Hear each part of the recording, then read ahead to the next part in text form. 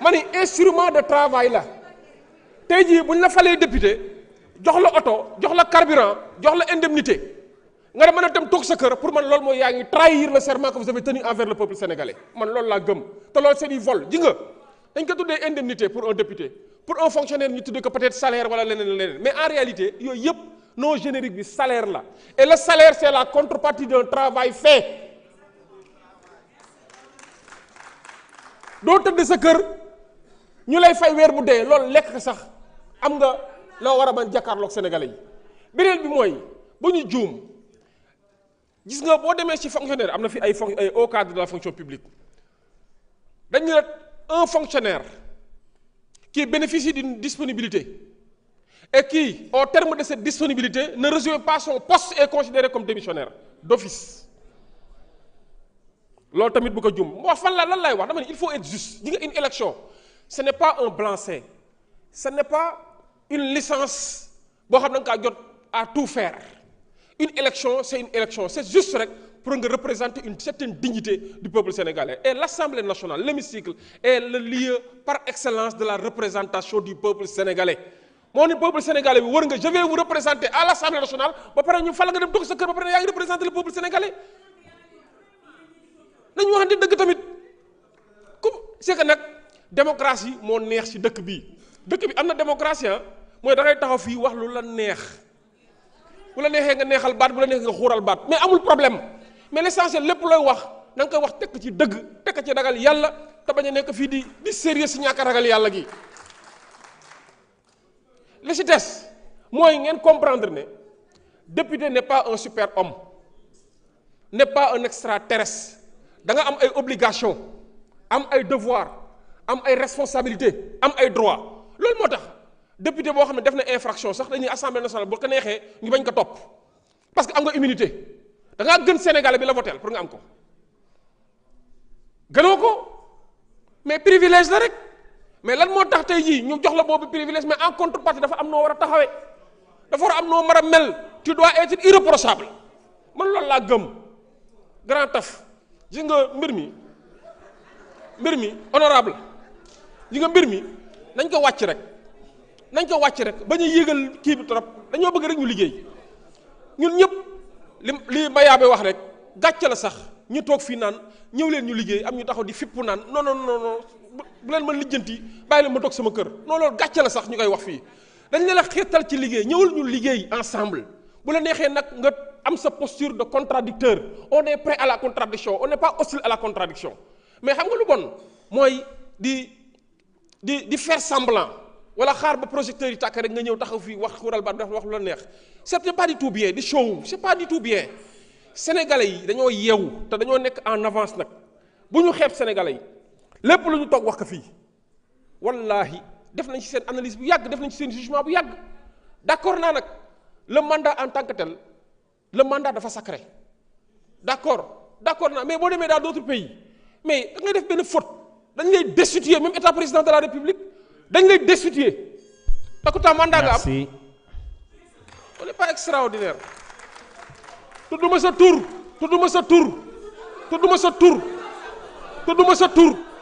yow rek tuddoo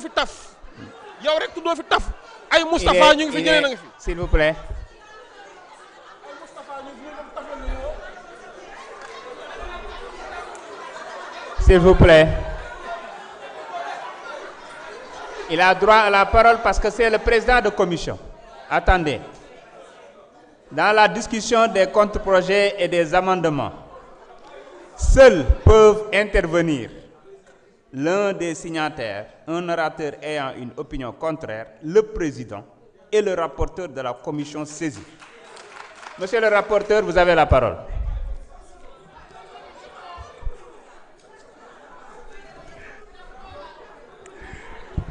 Merci président. Président dañuy continuer rek sur la sacralité même du mandat bu président Tall doon wax président dañuy fàttali ni article 3 de la constitution muy article 114 aussi du règlement intérieur dafay joxe li nga xam ne ni moom mooy dafay wax ci li sacralité mandat boobu. Article 3 de la constitution mu ne la souveraineté nationale appartient au peuple sénégalais. Elle s'exerce par ses représentants par voie ou par voie de référendum donc loolu dafay wane ni ñun dañu représenter le peuple sénégalais tey ñu wooñu tabbuñu li nga xam ne mooy député ñu war a représenter dignement le peuple ñuy toog seeni kër bañ a liggéey defe naa ni loolu waruñu président je pense que ba ñuy fal comme député on avait des suppléants député bu mënul ñëw def sa liggéey ba ñu génnee la ci mandat bi wala ba ñu destituer la sa mandat donc je pense que ce suppléant war na mën a ñëw yeggali liggéey bi et nous sommes tous des méritants muy député bu nekk à l'Assemblée nationale comme suppléant bu nekk ca kër ga fu mu toll nii di xaar donc président ci loolu président mooy wax ni président yow da nga baax sax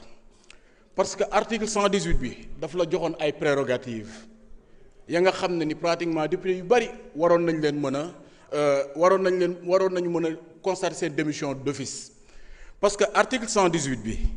dafa ne manquement aux séances boobu waxul nombre de séances yi président bu la neexoon nga ne nañ def 2 séances wala 3 séances 4 séances ñu jëmaat ci deuxième condition bi muy excuse légitime lan mooy excuse légitime bi c'est donné à l'appréciation même de l'Assemblée nationale donc yow yaay xool ak assemblée bi ñun ñooy évaluer ou bien ñun ñooy xool la nga xam ne ñooy apprécier cette excuse légitime là beneen bi mooy l'admission de l'excuse par l'Assemblée nationale donc pour vous dire que l'article 118 daf la conféré woon ay pouvoirs yi nga xam ne ni pratiquement mën naa ne député yu bari fu mu toll nii mënoon nañu ne fu mu toll nii constaté woon nañ seen démission d'office waaye da nga préféré ne nañu ñoñal nañu jéem a xool naka la ñu mën a defaree pour député yëpp mën a jël seeni responsabilité moo tax ci sanction bi da nga indi li nga xam ne mooy un délai te alors que article 118 dafa doon wax le délai rek mais waxul woon durée délai bi ci sanction bi ci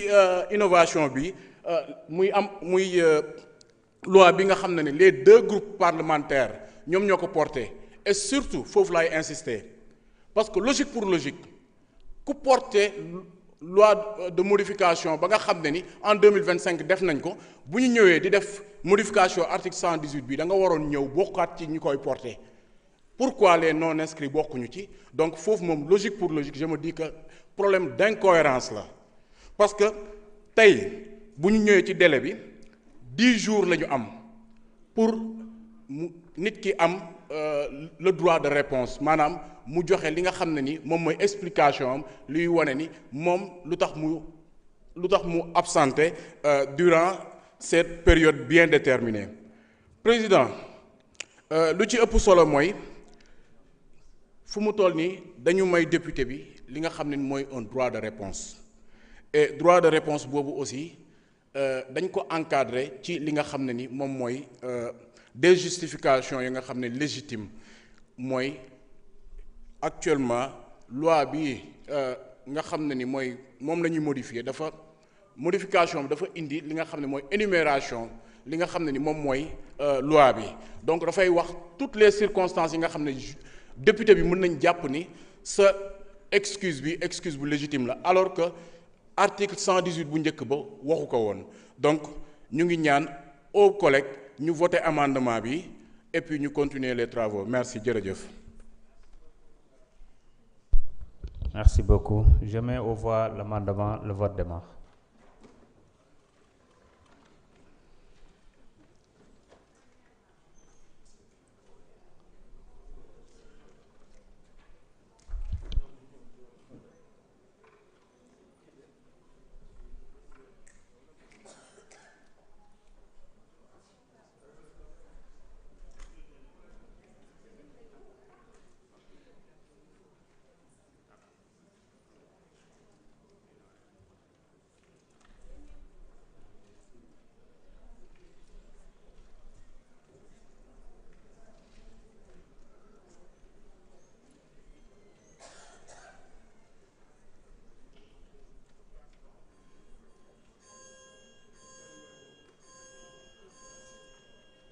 C'est bon pour tout le monde? C'est les 5 qui ont des soucis. 4. Vous votez pour ou contre? Levez la main si vous votez pour, comme ça je vous rajoute vous 4. Hein? Merci. Le vote est clos.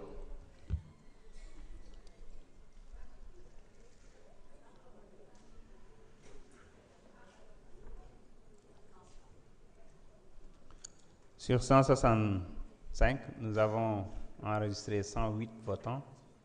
dont 105 pour. Ah, ça n'a pas pris en compte les délégations. 108 plus 29, 133 votants. 133 votants, dont 130 pour, contre 2, abstention, 1 voix. L'amendement est adopté. Nous allons passer au vote de l'article unique modifié.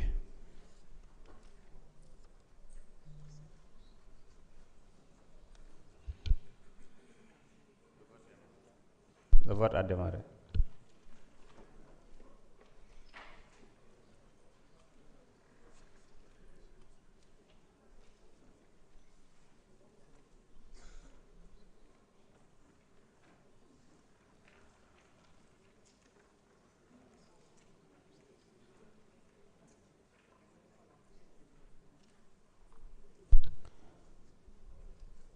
C'est bon pour tout le monde?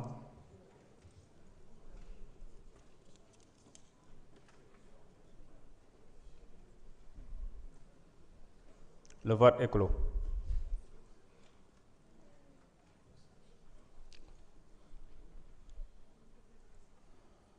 Sur 165, nous avons enregistré 132 votants,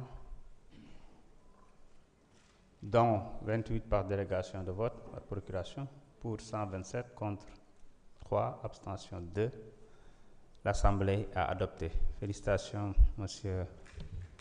Aïb Dafé.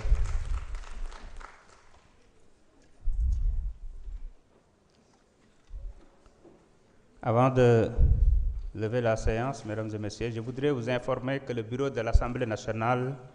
s'est réuni ce matin afin de statuer sur la demande du président de la République.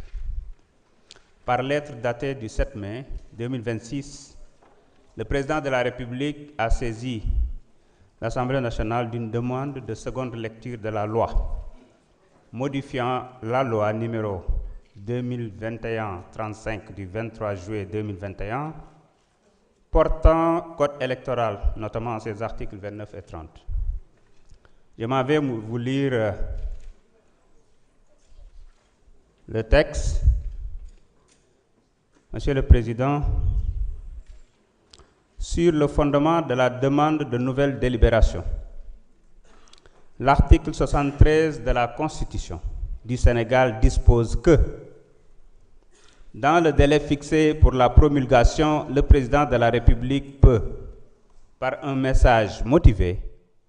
demander à l'Assemblée nationale une nouvelle délibération qui ne peut être refusée. Le constituant donne donc au président de la République la faculté de saisir l'Assemblée nationale pour une seconde lecture d'une loi déjà votée. Sur les motifs de la demande, deux versions différentes du texte de loi adopté par l'Assemblée nationale en séance du 28 avril 2026 m'ont été transmises. Je note par ailleurs que le sujet des deux versions du texte s'est aussi invité dans la presse par la voix de certains députés. Pour lever tout équivoque et garantir la conformité du texte à promulguer à la volonté réellement exprimée par votre auguste institution, et conformément aux dispositions de l'article 73 de la Constitution précitée, je soumets le texte de la loi, de loi à une nouvelle délibération. Veuillez, Monsieur le Président de l'Assemblée nationale, agréer l'expression de ma considération distinguée. Pièce jointe, les deux versions. Ce qui s'est passé, c'est après le vote de la loi, maanaam bi ñu voté ba pare ci même bés bi dañu yónnee texte bi pour promulgation wala boog pour mu suivre la procédure ñu yónnee ko primature ñoom it ñu jël ko yónnee ko président. Il se trouve que aussitôt après les services législatifs se sont rendus compte qu'une partie, en tout cas ci amendement bu ñu defoon ci commission bi am na erreur matérielle ñu defaraat la bonne version woo le conseiller juridique du président expliquer ko mën nañu yónnee leen ñu boobu ñu détruire bi ñu yore su ko defee ñu considérer la bonne version ce qui a été fait donc ñu yónnee ko moi personnellement j'en ai discuté avec le président ba mu reconnaître ko ne mu ngi xaar version boobu ñëw donc loolu mooy li nga xamante ne nii xew na ci yamuñu ci woowaat nañu ministre conseil juridique parce que genre erreur yooyu yàgg na am ñoom dañuy envoyer ay projet de loi wala ay décret yoo xamante ne nii dañu koy xool ci say erreur matérielle ñu contacter leen corriger def la bonne information wala parfois sax ñu def ay amendements gis ngeen fi loi bu fi ñëw def une 40aine d'amendements donc c'est dans l'ordre normal des choses et ce qui a été retenu c'est de considérer la bonne version d'autant plus que benn bordereau d'envoi la à la même date mais ce qu'on a noté c'est que daa tenir compte ci deux versions yëpp et ci base boobu la waxee ne day def demander seconde lecture nag mën na ko demander selon l'article 73 mais dama koy lire mu leer dans le délai fixé pour la promulgation le président de la République peut par un message motivé demander à l'Assemblée nationale une nouvelle délibération qui ne peut être refusée. La loi ne peut être votée en seconde lecture que si les 3/5, maanaam 99 députés, des membres composant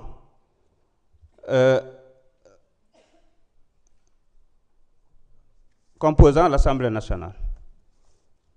se sont prononcés en faveur. Mais mënoo ko def avant tant que délai de recours bi jeexul donc bu délai de recours bi jeexee la seule chose qui reste mooy demander seconde lecture mais ci période promulgation bi période boobu nag article 75 constitution da ko encadré ak article 93 bu suñu règlement intérieur mu ne le délai de la promulgation est suspendu jusqu'à l'issue de la seconde délibération de l'Assemblée nationale ou de la décision du Conseil constitutionnel bi nga xam ne fii amu fi yoon parce que recours amul déclarant la loi conforme à la Constitution. Dans tous les cas, à l'expiration des délais constitutionnels, la promulgation est de droit, il y est pourvu par le président de l'Assemblée nationale. kon li ci am mooy bu li jeexee tey ci ngoon conférence des présidents dinañ réunir fixer le calendrier de travail ñu jàllale ko commission voté ko en plénière delloo loi bi et comme procédure d'urgence la au lieu de 8 jours c'était 4 jours te dañ ko suspendre donc dans la même semaine la promulgation va passer loolu je tenais à vous faire cette précision donc la conférence des présidents se réunira aujourd'hui à 16h pour fixer les travaux de séance en commission et en plénière. L'ordre du jour étant épuisé, je propose donc à l'Assemblée de lever la séance. Merci.